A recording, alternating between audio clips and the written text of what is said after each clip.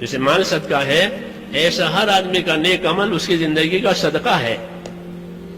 اس کا جتنا یہ اخفا کر سکتا ہے، ہاں پوشیدہ کر سکتا ہے، یہ اس کے اظہار سے بہتر ہے. اظہار تو ضرورت کے لیے کرنا پڑتا ہے. جیسے فرض نماز جماعت سے پڑھی جائے گی، فرض ہے کہ اظہار کر کے پڑھو تاکہ اور لوگ بھی پڑھیں. ورنہ کہ اپنی نیکیوں کو ایسے چھپاؤ جیسے اپنے گناہوں کو چھپاتے ہو.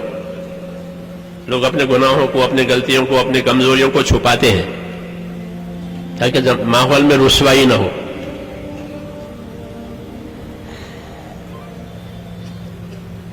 تو یہ کام صرف شوق پورا کرنے کا نہیں ہے، یہ تو ذمہ داری پورا کرنے کا کام ہے. اور ذمہ داری بھی امانت داری سے. ذمہ داری پورا کرنے کا کام ہے. اور ذمہ داری کیسے پوری جائے گی؟ پوری امانت داری سے. جب ذمہ داریوں کو امانت داری سے پورا کیا جائے گا تو یہ اللہ سے قریب ہو جائیں گے. ان کی خدمت، ان کی اطاعت، ان کی قربانی وزندار ہو جائے گی. کیوں کہ اپنی ذمہ داری کو پوری امانت داری سے ادا کیا ہے. رسول صلی اللہ علیہ وسلم نے ایک سفر کیا، واپسی میں یا جاتے ہوئے ایک جگہ قیام ہوا، جنگل میں پڑاؤ، قافلے کا وہاں پڑاؤ ہوا. جگہ خطرے کی تھی، چاروں طرف ماحول خطرناک تھا، دشمنوں کا ماحول تھا. حضور صلی اللہ علیہ وسلم نے تقاضا رکھا کہ آج کی رات چوکیداری کون کرے گا؟ چوکیداری بھی ہمارے کام کا ایک حصہ ہے. جیسے آپ چوکیداری کرتے ہیں، سامانوں کی، مالوں کی، ہمارے ساتھی چوکیداری کرتے ہیں. یہ بھی ایک محنت ہے اور اس کی بڑی فضیلت ہے چوکیداری کی حدیثوں میں. تو فرمایا من یحرسنا اللیلہ، آج کی رات چوکیداری کون کرے گا؟ مشکل جگہ تھی، انصاری آ گئے تیار ہو کر. انصار مدینہ کی یہ خصوصیت تھی کہ مشکل کاموں کو اپنے ذمے لیتے تھے. مشکل کام یہ نہیں کہ عزت کے کام، شہرت کے کام، آسان کام کہ نہ، جو کام کٹھن ہو وہ اس کو لیتے تھے. یہ ان کا مزاج تھا. یہ سماج دین کے کام کرنے والوں کے لیے سبق ہے. کٹھن کام اپنے ذمے لو، طبیعت اطاعت کی بنے گی اور کام ہو جائے گا. مشکل کام، اعزازی کام نہیں، یہ کام اعزازی نہیں ہے.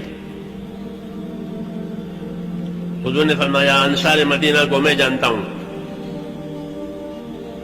کہ ان کا مزاج ہے.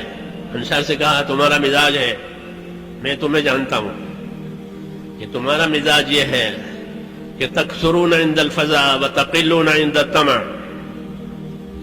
کہ کوئی کٹھن کام ہوتا ہے، مشکل معاملہ ہوتا ہے تو اس کو ادا کرنے کے لیے اور پورا کرنے کے لیے تم سب سمیٹ کر کے آ جاتے ہو کہ اس کے لیے ہم حاضر ہیں، بتائیے کیا کرانا ہے. یہ وفاداروں کی شان ہے.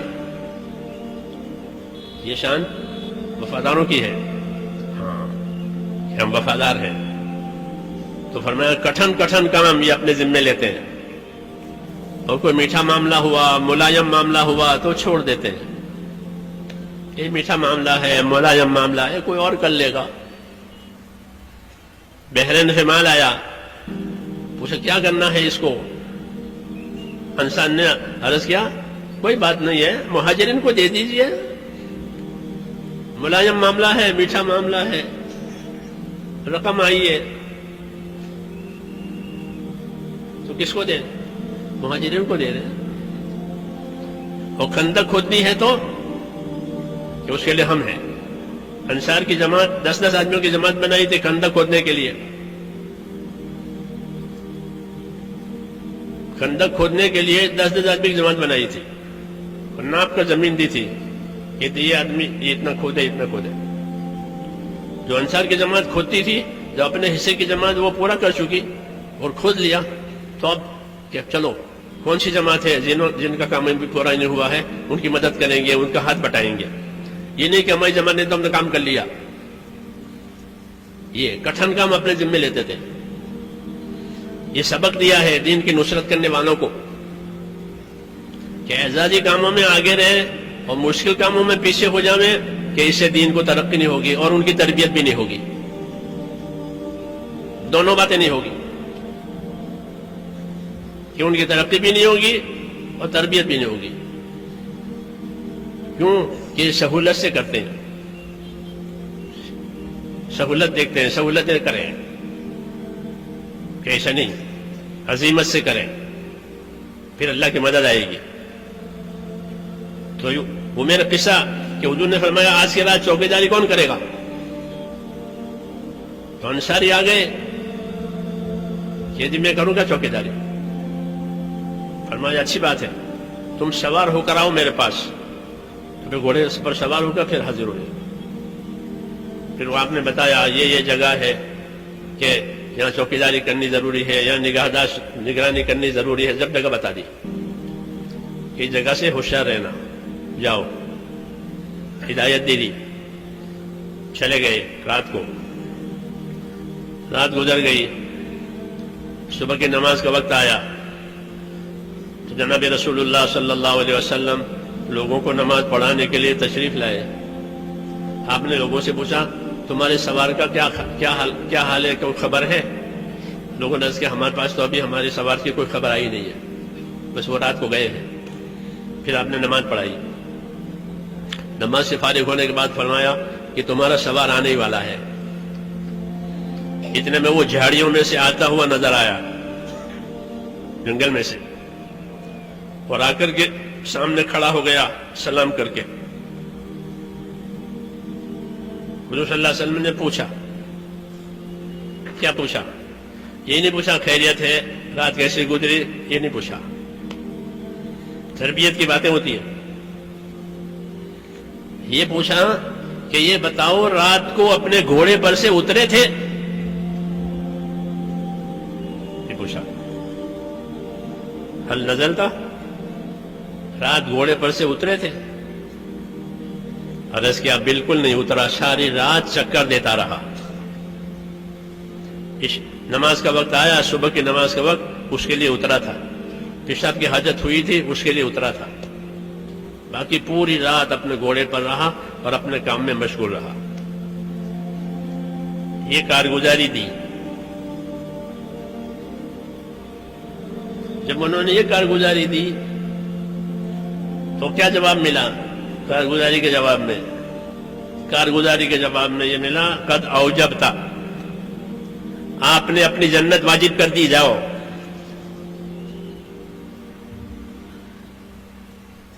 یہ مثال میں نے اس لیے عرض کی ہے کہ اپنے کام کو ذمہ داری کو امانت داری سے کرنا.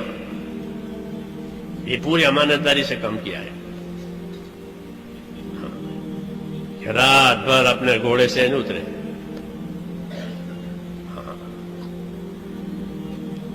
یہ عظمت کہلاتی ہے.